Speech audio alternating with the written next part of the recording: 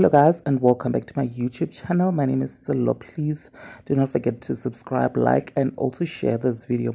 Guys, it seems like Babes Wodumo and Mampintsha's family have really reconciled after multiple publications reported that Babes Wodumo has been banned from attending Mampintsha's her mother-in-law's funeral after she went AWOL on her when she was hospitalized and eventually passed away.